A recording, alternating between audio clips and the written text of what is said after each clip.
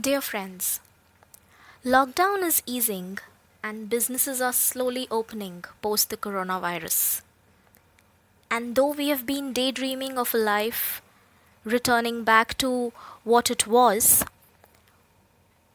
we are not particularly happy about our looming return to work. Why aren't we jumping with joy? We all cope better with uncertainty when we feel like there is something specific we can do to make things better and solve a problem. Returning to work may provide structure to our days, but it will not remedy this feeling of powerlessness over the pandemic. Being confined to our homes all this while has allowed us to shift into a quieter and peaceful pace of living. So, returning to commuting may seem unappealing, and being around people other than your family members frightening. If you have consumed any media in the last few weeks, you have bound to have come across the phrase, the trending phase, new normal. However relevant this phrase may seem right now, its flaws are almost as numerous as its incidents of misuse.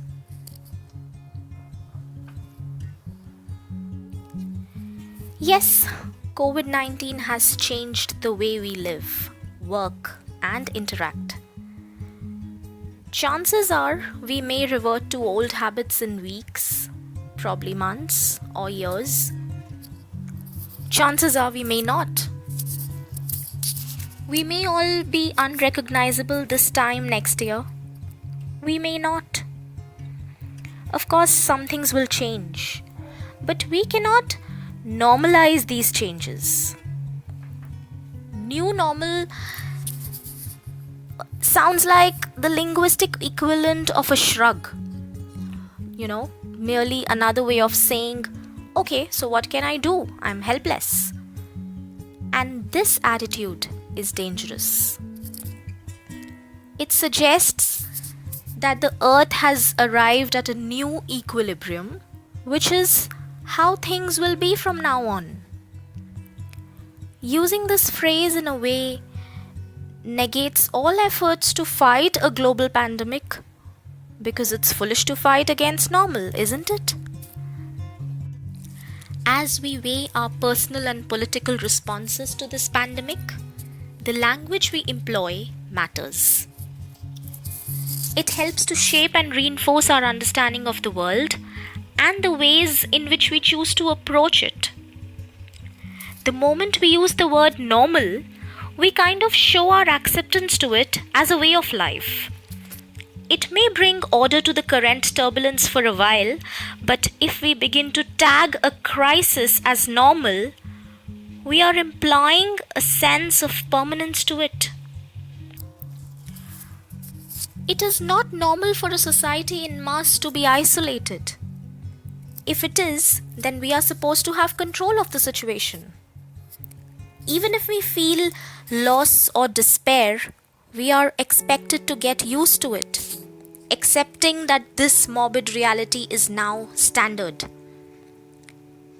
It's important to identify the losses we are feeling and to honor the grief surrounding us through healthy practices like meditation, communicating our struggles, helping others get through tough times, expressing ourselves through art, or by keeping a journal that reflects our thoughts.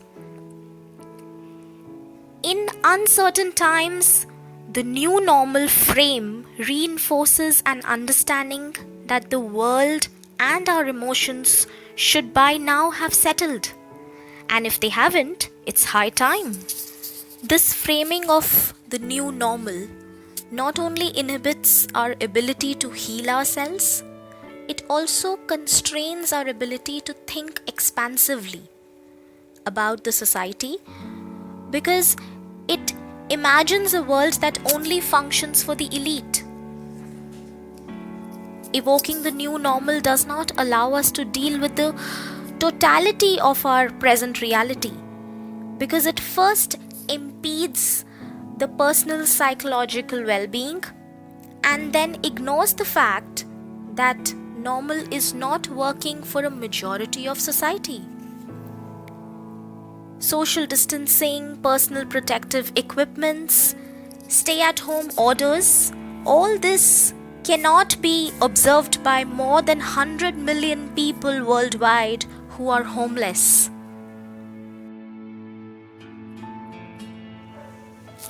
It's okay to admit that things are not okay, not normal. It's okay to allow ourselves to grieve or to be scared. It's okay not to be comfortable with what is going on. In fact, all of us should feel uncomfortable with our present condition, because the new normal describes a reality to which many do not have access. We should revel in the discomfort of the current moment to generate a new paradigm, not a new normal. Feeling unsettled, destabilized, and alone can help us empathize with individuals who have faced exclusions long ignored by society even before the rise of COVID-19, thus stimulating urgent action to improve their condition. For these communities, things have never been normal.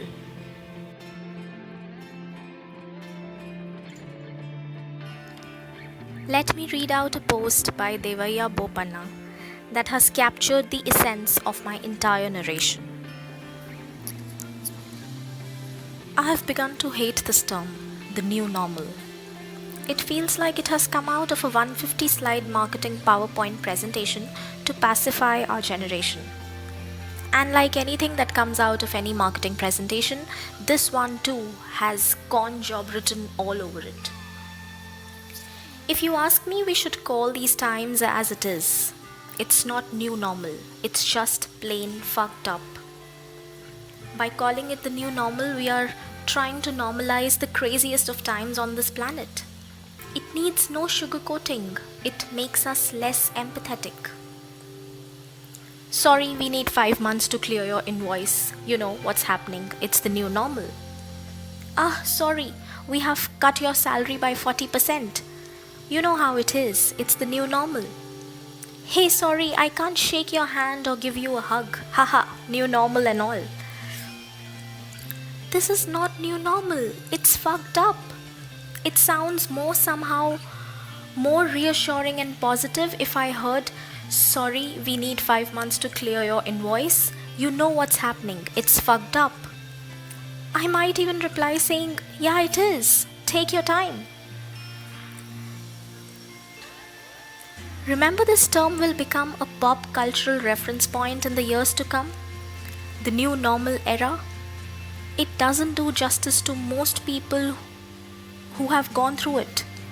It is reductive, comes from a place of extreme privilege, and most of all, it vastly vilifies the struggle of the silent and powerless majority. So every time we use this phrase, let's remember that if it was normal, it wouldn't have been new. And if it's new, then it's definitely not normal.